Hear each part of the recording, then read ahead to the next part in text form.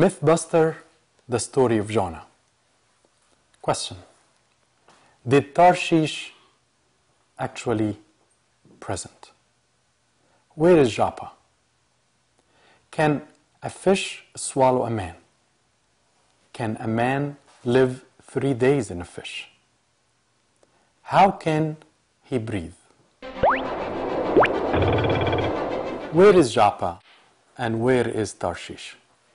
We read in the book of Jonah, but Jonah rose up to flee unto Tarshish from the presence of the Lord, and went down to Joppa, and he found the ship going to Tarshish. Joppa is on the Mediterranean Sea, as you see in the map. And there was a Phoenician whaling industry based at the port of Joppa, where Jonah embarked on the ship.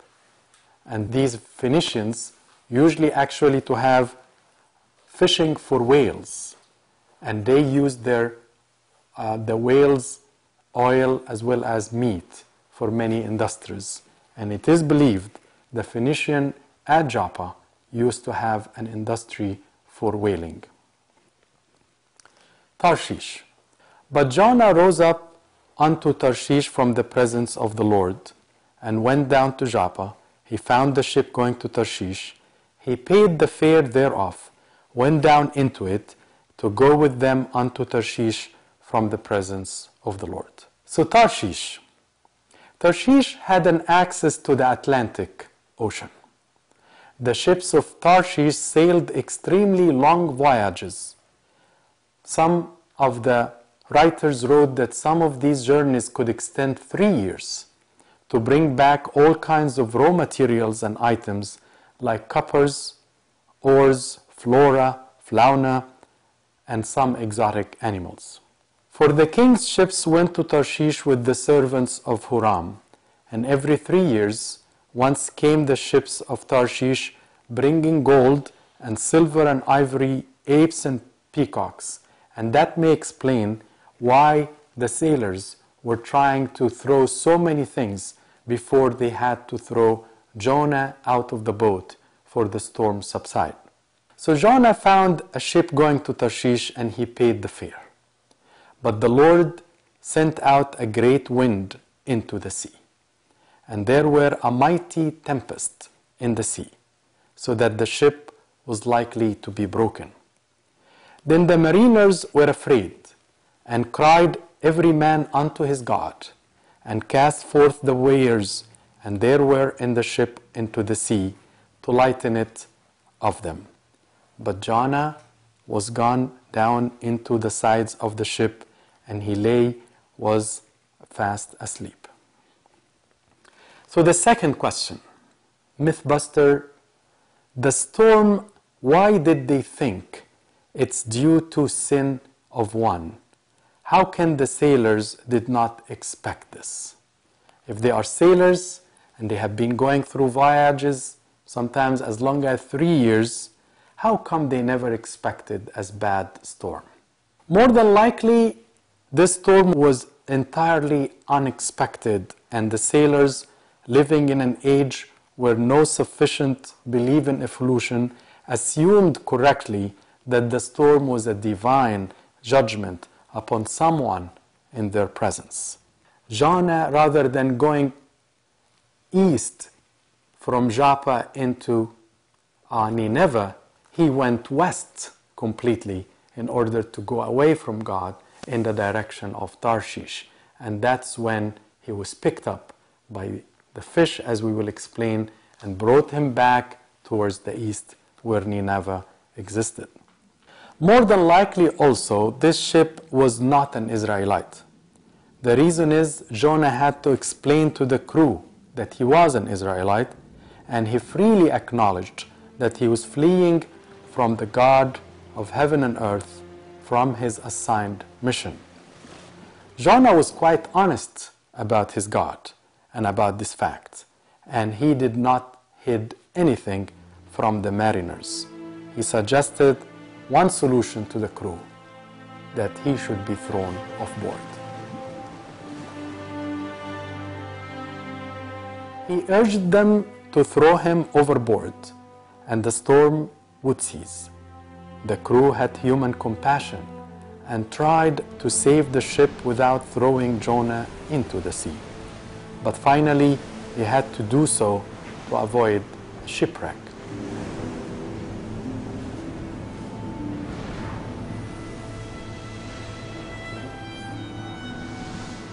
The storm quickly ceased, and a statement to the fact that this had been a storm sent by a divine intervention, and the crew thought, all of them, that Jonah was dead.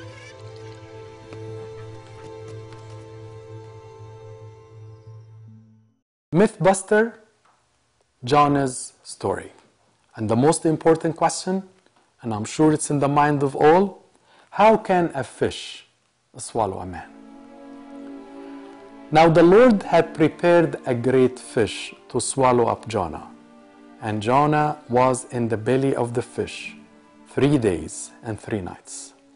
And as we read in the book of Matthew, for as Jonah's was 3 days and 3 nights in the whale's belly, so shall the Son of Man be 3 days and 3 nights in the hearts of the earth. So many questions, and many people are hunting for scientific explanations. What type of a fish is big enough to swallow a man? How could Jonah breathe underwater? How could he survive the stomach acids? While there may be some plausible explanations for each of these allegations, I want to preface by saying one thing. The word God hath prepared a great fish could mean that God is all-powerful and all-knowing, and He is the creator and designer of the fish, and He could plan a fish with the specifications that we just mentioned. So what type of fish? The word great fish may be either a whale or a shark, or even a fish prepared by the Lord for that particular purpose. However, the Hebrew and Greek words that are used merely mean a great aquatic animal or sea creature. Some of the species of the whales and sharks, as I'm going to explain, among them are the sperm whale, the white shark, and the whale shark. All of these have been found with animals, whether horses or deers, inside them as a whole, swallowed, not crushed. So whatever that great fish was, there are certain specifics need to be included in order to apply and to work as the fish that could have swallowed Jonah. Robinson and Parham, they are marine specialists in San Diego Marine Park. They mentioned 3 specific conditions under which this sea creature could be a fitting place for Jonah's presence. 1, very big mouth. 2, very large esophagus. 3, must have been living in the Mediterranean Sea. Robinson also said that most whales do not have big enough throats to swallow a man as a whole. Hence, the orca whales, or the chamois as you know it from marine parks, are not a good fitting for that example. But let us get to a more fitting example that could fit the 3 specifics: big mouth, big throat, Mediterranean living. The sperm whale. This sperm whale has a big enough esophagus, an albino virgin of which was found, and there is a Captain Ahab in Herman Melville's in the 19th century masterpiece who described this sperm whale very clearly. Robinson from San Diego Marine Park mentioned that these large sperm whales have esophaguses that measure as large as 50 centimeters perimeter, or roughly 1.5 feet wide. They can be found in the Mediterranean. And some of these sperm whales do not have to chew their food, but they can just swallow it and move it inside. So the sperm whale could be the suspected animal or sea creature that swallowed Jonah. Peeney in 1964 quoted the director of Museum of Natural History, and he asked, "Could a man be swallowed by a whale?" So he answered, "So I pushed my body partly down the throat of a dead 60-foot sperm whale. I could squeeze myself through, but a fat man could not have made it." There was also in 1928 a major discussion on Jonah occurred in the Princeton Theological Review. Ambrose John Wilson of Oxford, England, cited a whaling station manager that the skeleton of a shark 16 feet long has been found inside the belly of a whale.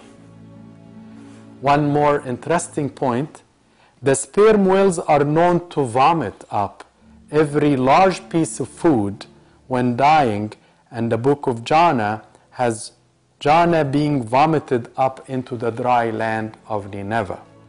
So one of the questions we have, could the sperm whale be the right suspect that swallowed Jonah? Could have the sperm whale vomited Jonah alive because it was a dying animal? The next suspect is the Jewfish. The same two scientists, Parham and Robinson, also considered two other species of fish. This particular fish used to be named the Jewfish. Strangely, there was a lot of anti-Semitic words used for this fish, but it's basically a very large grouper.